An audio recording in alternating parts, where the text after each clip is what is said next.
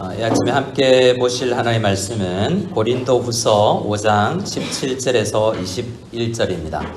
오늘 두 군데의 말씀을 볼 텐데요. 고린도후서 5장을 읽고 나서 로마서를 또 읽겠습니다. 고린도후서 5장, 또 로마서 5장, 이 두 장의 5장을 함께 볼 수 있기를 원합니다. 고린도후서 5장 17절에서 21절 말씀 우리 같이 읽도록 하겠습니다. 같이 보겠습니다.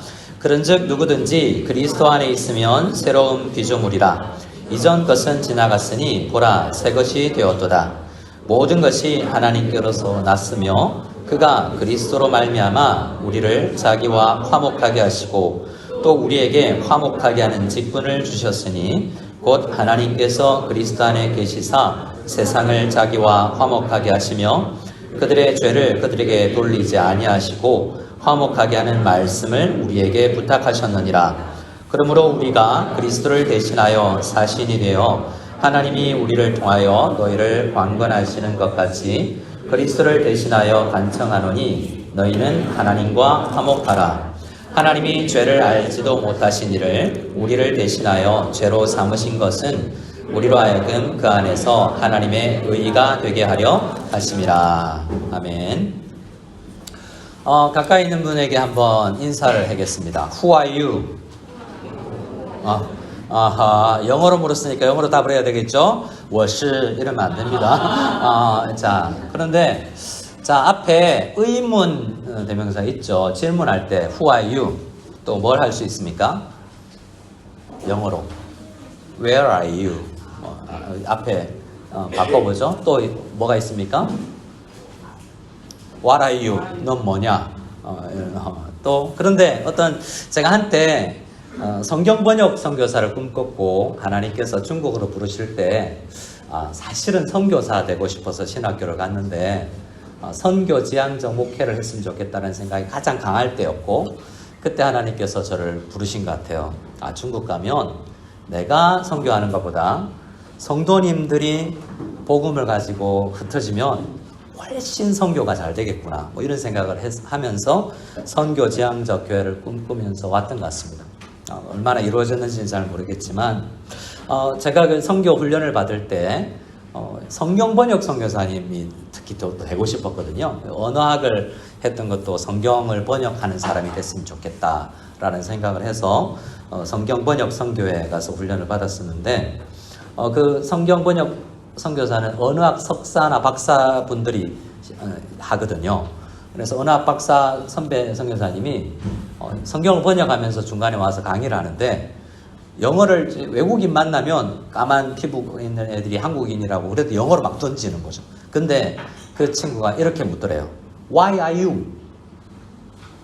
다른 거는 붙일 수 있는데 앞에 Why are you? 라는 건 거의 문법적으로 잘 하지 않는 질문이거든요.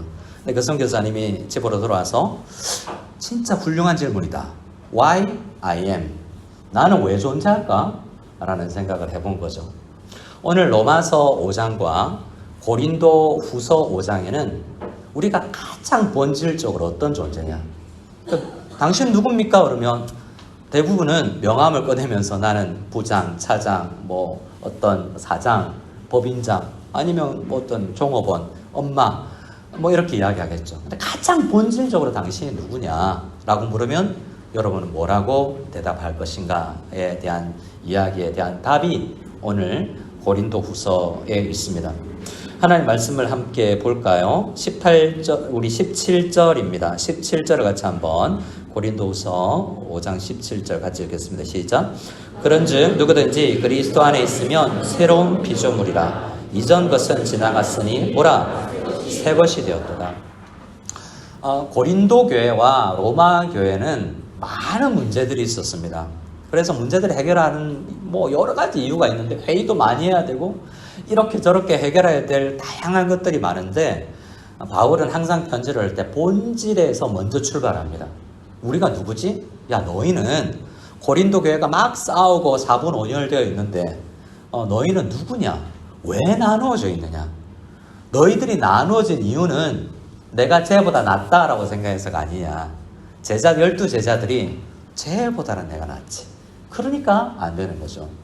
부부가 왜 싸웁니까? 자, 아내들이요. 왜 싸울까요? 왜 화가 날까요?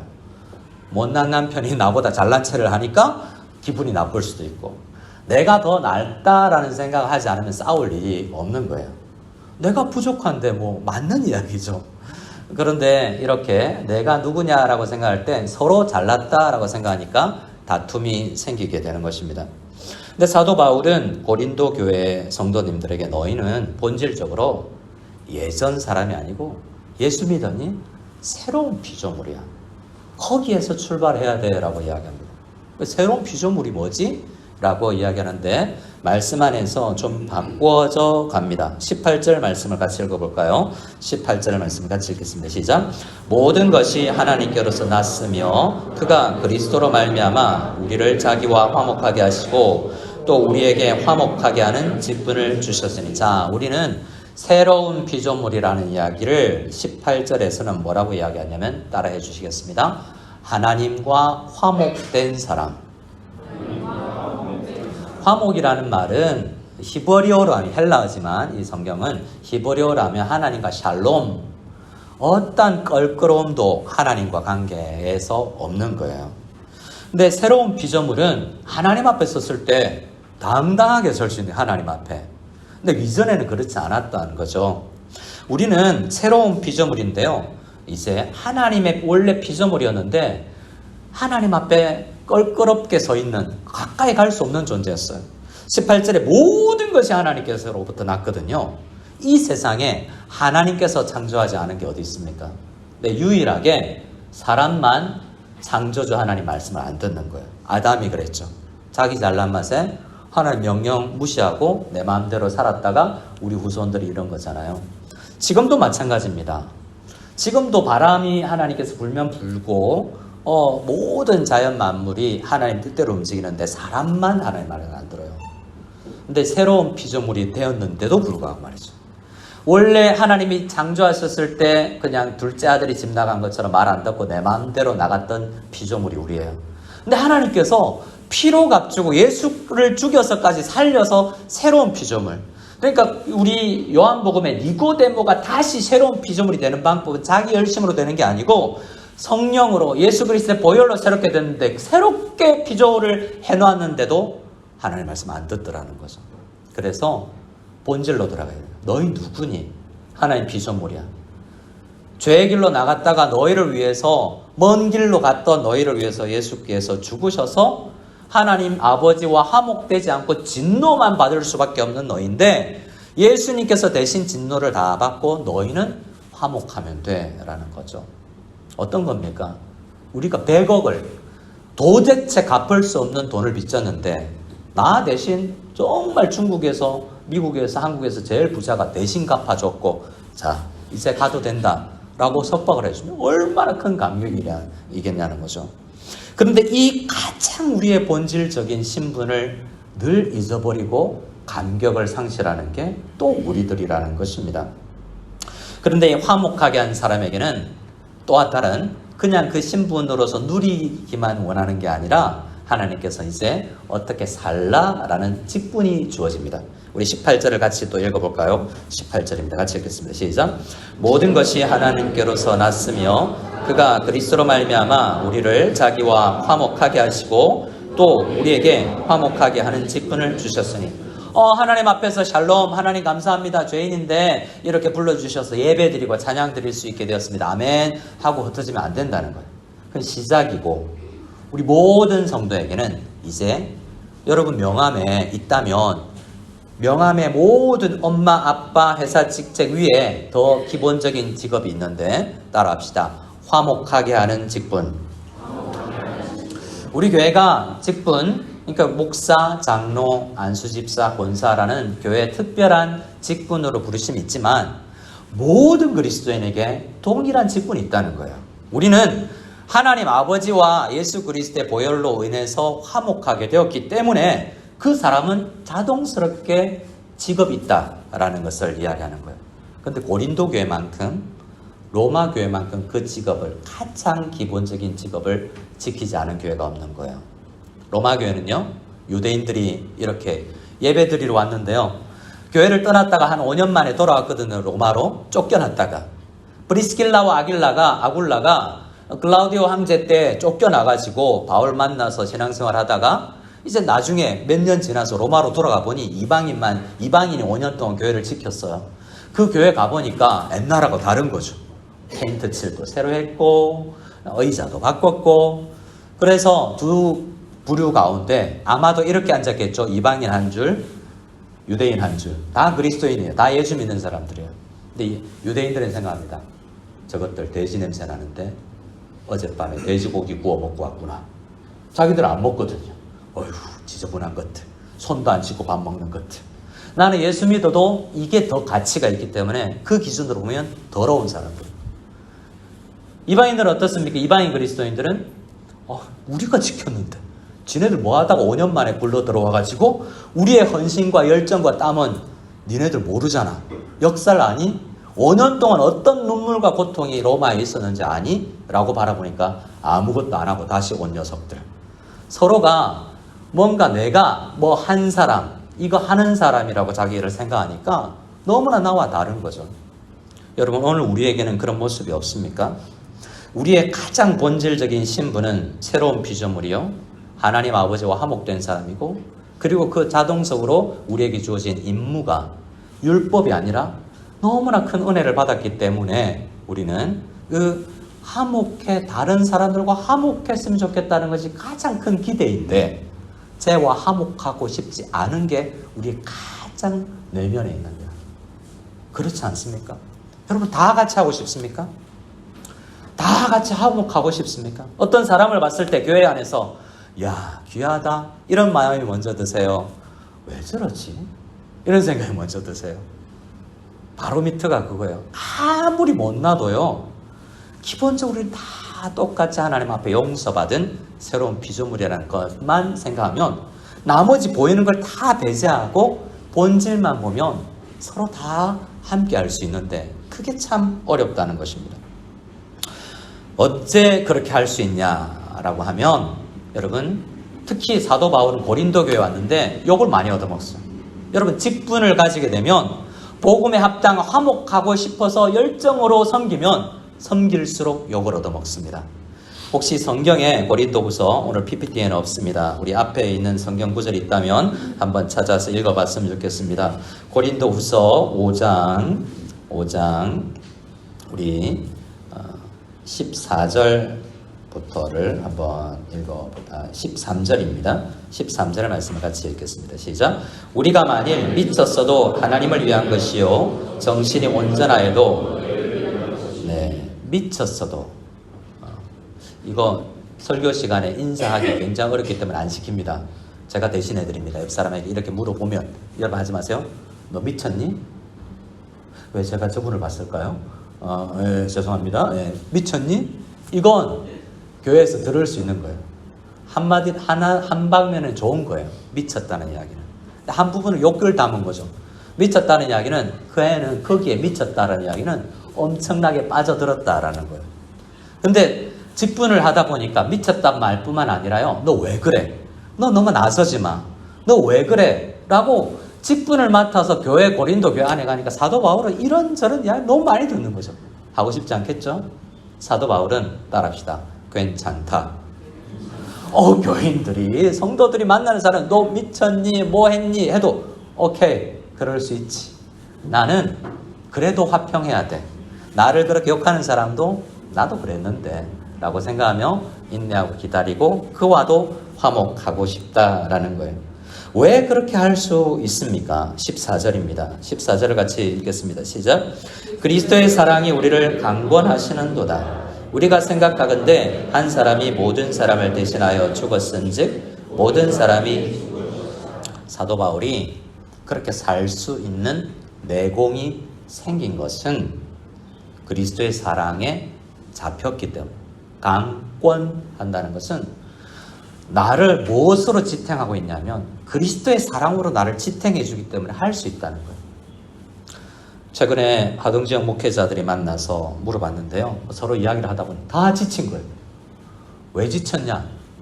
6년, 부교육자부 때 중국에 있었던 사람은 10몇 년 있는데 제대로 쉬보지도 못하고 가장 가까이 있는 목사가 1시간을 차 타고 가야 만날 수 있는데 세미나가 있나? 책을 제대로 사볼 수 있나? 이렇게 하다 보니까 지치다라는 거죠. 이전에는 그런 뭔가 성도님들을 만나면 가서 무릎 꿇었대요. 제가 잘못했습니다. 그리고 무릎 꿇을 수 있는 힘이 있더랍니다. 그런데 지쳤을 때는 무릎 꿇기도 싫고 일어서기도 싫더라고요. 지치면 누구나 안 됩니다. 그런데 지쳤기 때문인데 안 되는 게 어떻게 가능할까? 사도 바울은 많이 지쳤어도 아마도 이런 안식년도 없었을지도 모르겠고, 물론 선교 여행 마칠 때마다 쉬었지만 그리스도의 사랑이 바울을 강권해 있었기 때문에 일할 수 있고 미쳤다라는 이야기를 들어도 괜찮다라고 이야기를 하는 것입니다. 그리스도의 사랑을 그러면 사도 바울은 어떻게 알았는가? 15절 말씀을 같이 읽을까요? 15절 같이 읽겠습니다. 시작. 그가 모든 사람을 대신하여 죽으심은 살아있는 자들로 하여금 다시는 그들 자신을 위하여 살지 않고 오직 그들을 대신하여 죽었다가 다시 살아나신 이를 위하여 살게 하려 함이니라. 바울이 살아가는 이유는 나 욕하고 핍박했던 사람들을 위해서 살아가도 돼요. 왜? 그리스도께서 그렇게 보이셨고 그리스도께서 나를 그렇게 살 수 있도록 먼저 나를 위해서 죽으셨기 때문에 나는 그 정도로 죽지 않아도 사랑이 나를 붙들고 있기 때문에 행할 수 있다라고 바울은 고백하는 것입니다.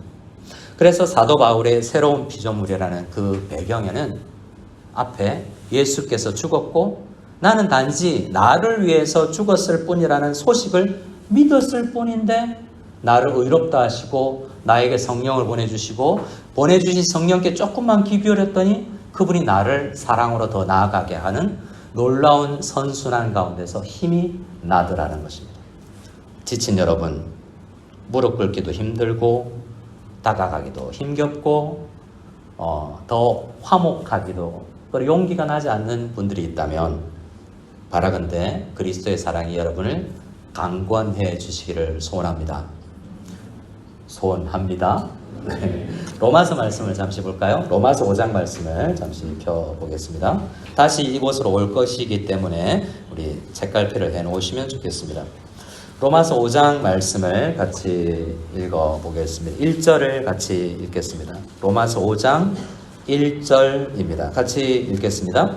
그러므로 우리가 믿음으로 의롭다 하심을 받았으니 우리 주 예수 그리스도로 말미암아 하나님과 화평을 누리자. 여러분, 고린도 후서 5장과 로마서 5장은 같은 이야기를 하고 있고요. 나중에 우리가 여러분이 보겠지만 로마서 8장도 똑같은 것을 이야기합니다. 제일 중요한 단어가 뭐냐 하면 로마서 1장에서 8장 안에서 2번 반복되는 단어인데요. 우리 5장 1절에 있는 첫 문장이에요. 따라합시다. 그러므로. 왜 그러므로가 가장 중요한가? 오늘날 마틴 로이드 존스 목사님이라는 영국의 아주 훌륭한 의사 출신의 목사님은 신학교도 가지 않았지만 성경을 사랑해서 목회자 누구보다 훌륭한 목사님이 된 분으로 유명한데 그분은 로마서 5장에서 가장 중요한 단어는 그러므로이다. 왜 그러냐? 1장부터 4장을 이해했기 때문에 그래요. 1장부터 4장은 우리의 가장 깊은 본질을 이야기합니다. 너는 죄인이야. 너는 돈 많고 학식 있고 뭐 떠나서 이방인? 너는 죄인이야. 네 속에 있는 양심이 그걸 이야기하지 않니? 도덕주의자들, 철학자들, 너희도 죄인이야. 너희들이 가르치는 것만큼, 너희들이 법률을 가르치는데 이것들이 가르치는 법률만큼 살아가니? 너희도 죄인이야. 유대인들, 너희도 마찬가지야 라고 이야기를 해놓고 나서 너희는 하나님의 진노 아래 있다. 그게 너의 가장 큰 본질이야. 그런데 너희들이 또 다른 본질이 생겼는데 새로운 피조물이야. 그것을 로마서에서는 너희가 의롭다라고 판정을 받는 거예요. 새로운 피조물과 똑같은 이야기예요. 근데 어떻게 내가 새로운 피조물 혹은 의롭게 되었죠? 예수를 믿었을 뿐이에요. 그런데 1장부터 3장까지 이야기한 하나님의 진노 아래 있을 수밖에 없는 사람들이 사랑을 받았다는 거죠. 존재가 바뀌었다는 거죠. 전혀 나 거울 봐도 그렇게 보이지 않는데 너는 의로워. 그게 너를 생각하는 기본이 되어야 돼. 라고 했는데 로마 성도들은 그러지 못했어요. 유대인들은 이방인들을 보고 이방인들은 유대인들 성도들을 보고 그 본질로 서로를 바라보지 못했다는 거죠. 그들이 하나 될 수 있고 합평할 수 있는 이유는 비결은 서로의 본질을 찾는 거예요. 내가 누구지? Why I am? 나는 왜 살지? 여러분, 내가 왜 사는지, 내가 누구인지를 가장 깊이 본질로 알지 못하면 여러분, 우리는 그렇게 갈라질 수밖에 없는 존재입니다. 그런데 우리가 하나님 아버지 앞에 화평, 샬롬을 누리는 새로운 신분의 사람이 되었다면 놀라운 축복이 있습니다. 개인적인 축복이 있어요. 우리 로마서 2장, 우리 5장 3절 4절을 같이 읽어보도록 하겠습니다. 3절 4절을 같이 읽겠습니다. 시작. 다만 이뿐 아니라 우리가 환난 중에도 즐거워하나니 이는 환난은 인내를, 인내는 연단을, 연단은 소망을 이루는 줄 알미로다. 여러분 따라합시다. 환난 중에도 즐거워하나니. 즐겁습니까? 오. 환난 중에 즐겁습니까? 매 맞는 게 즐거우면 이상한 거잖아요. 환난은 좋은 게 아니에요. 하나님 환난을 싫어하세요. 우리 성도님들 가운데 암 치료 중인 분이 있고 오늘도 치료차 귀국하시는 분이 있고 환난이죠. 경제적 어려움도 환난이죠. 좋은 겁니까? 하나님 가난하고 찌들고 병들고 아프고 이런 거 싫어하세요. 그런데 오늘 여기서 환난 중에도 즐겁다라는 것은 우리가 어떤 신분인지를 알았기 때문에 환난이 와도 나의 본질이 바뀌지 않아라는 거예요. 여러분, 뭐가 있든 없든 여러분의 본질은 바뀌지 않은 것을 믿으시기 바랍니다. 여러분, 없을 수 있어요. 갑자기 모든 게 사라질 수 있습니다. 갑자기 환난이 와서 내가 기대했던, 내가 미래가 두려워서 가지고 있었던 뭔가 담보물, 보험회사가 망했네. 그러면요, 그게 우상인데 환난이 와보면 이게 우상이었구나. 없어도 되는 것이었구나. 학벌, 좋은 직장, 건강, 이것조차도 본질이 아니구나 라는 것을 깨달을 수 있는 게 환난이 왔을 때. 환난이 오면 가장 중요한 게 뭔지를 알게 됩니다. 3절 말씀에 환난 중에도 즐거워하나니, 왜냐하면 믿는 사람은 환난 속에 있어도 인내가 생산되기 때문에. 뭐라고요? 환난 속에 뭐가 생산된다고요?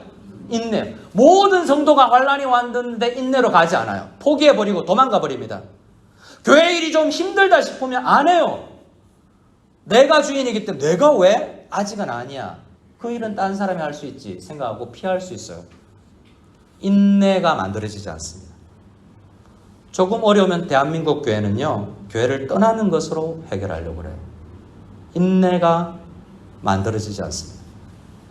신촌에 전도사 생활할 때 한 청년이 그 교회에 10몇 년을 있는데 많은 어려움 때문에 청년들도 떠나고 성도들도 떠났어요. 그런데 본인은 못 떠나겠더라는 거죠. 나중에 그 청년과 지금 결혼해서 애기 엄마가 되어 있지만 왜 그랬을까? 목사님, 제가 교회를 사랑하는 것 같아요. 아파도 힘겨워도 인내가 만들어졌기 때문에 멈출 수 있고 섬길 수 있는 것입니다. 그런데 내가 누구냐라는 것을 본질로 생각하지 않으면 환난 중에 쓰러져요. 어떤 성도님이 항암 투병을 하면서, 아내 이야기가 아닙니다. 1년 동안 가족과 떨어져서 암과 투병하면서 가장 본질적으로 원하는 게 뭐였냐면 가족들과 같이 걸어서 내 발로 가서 예배드리고 싶다. 여러분, 오늘 우리는 어떻게 앉아 있습니까? 예배드리기 전에 설교자나 성가대나 우리 예배를 위해서 간절한 마음으로 기도하면서 옵니까? 근데 이게 중요하면, 이게 본질이면 아무것도 중요하지 않구나. 내 가족과 오늘 예배 한 번 더 드릴 수 있으면 좋구나. 그런 고백을 얼마 전에 들었습니다. 성도님들이 눈물을 같이 흘리면서 들었는데요. 환난 중에도 인내가 만들어지고 뭐가 중요한지도 깨닫게 되는 것입니다. 4절 말씀에 보면 인내는 연단은 소망을 이루는 줄 안다는데요. 그 말은 내가 환난 속에서 뭐가 중요한지를 깨닫게 되었다는 거예요. 내가 의롭게 되고 나서는 하나님 나를 결국 영화롭게 하는구나. 5장과 8장의 핵심은요, 예수 믿었는데 내가 의롭게 됐어요. 의롭게 된 사람은 무조건 영화롭게 되는 소망을 가질 수 있다는 거예요. 그래서 의로움과 영화로움 사이에 그 어떤 어려움과 힘겨움이 와도 괜찮아요.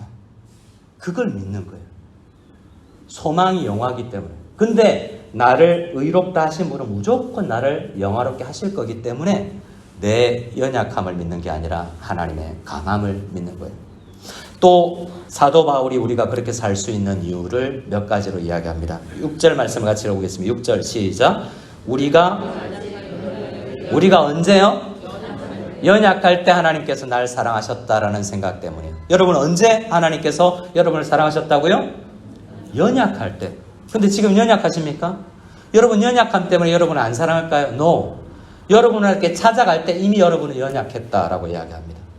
8절 말씀입니다. 같이 읽겠습니다. 시작. 우리가 아직 죄인 되었을 때에 그리스도께서 우리를 위해 죽으셨대요. 여러분 언제요? 우리가 아직 죄인 되었을 때. 여러분 또 죄 지었습니까? 주중에 또 쓰러졌습니까? 괜찮아요 사실은. 왜냐하면 넘어질 줄 알았고 처음 나를 예수 믿도록 초청할 때도 이미 죄인이었기 때문이죠. 그래서 또 죄로 인해서 넘어져도 괜찮아요. 우리는 진짜 괜찮지 않지만 믿을 수 있는 것은 하나님께서 우리를 한번 부르셨을 때는 포기하지 않고 만드실 거기 때문에 그래요. 10절 말씀을 또 읽겠습니다. 10절 시작. 곧 우리가 원수 되었을 언제요? 죄인뿐만 아니라 하나님의 원수 되었을 때 우리를 사랑을 시작하셨대요. 그러니 괜찮아요. 다른 사람 신경 안 써도 돼요. 하나님만 바라보시면 돼요. 여러분에게 손가락질 미쳤다, 힘들다, 쟤 왜 저래? 괜찮아요. 하나님만 바라보시면 돼요. 그분만 바라보고 나오면 하나님의 사랑이 우리에게 이제 차게 됩니다. 우리가 해야 될 게 있어요. 두 가지를 생각하고 마무리하겠습니다. 5절입니다. 5절 말씀을 같이 읽겠습니다. 시작. 소망이 우리를 부끄럽게 하지 아니함은 우리에게 주신 성령으로 말미암아 하나님의 사랑이 우리 마음에 부은 바 됨이니. 사도 바울은 복음이 부끄럽지 않다. 내가 소망하는 것, 나 비록 이런 모습이지만 나 저렇게 될 거야 라는 소망, 그 가지는 게 너무나 중요한 게, 그게 부끄러운 게 아닌 게, 지금 나는 너무나 애벌레 같지만 난 나비가 된다는 것이 너무나 확실한 이유가 뭐냐면, 내 속에서 나는 아직 죄로 인해서 고민하지만 내 속에 성령께 귀를 좀 기울여 보면 성령께서 나에게 말씀해 주시기 때문에 그래요. 그게 본질이에요. 내가 거울로 보는 내가 아니고요, 성령님께서 나한테 이야기해. 너 괜찮아.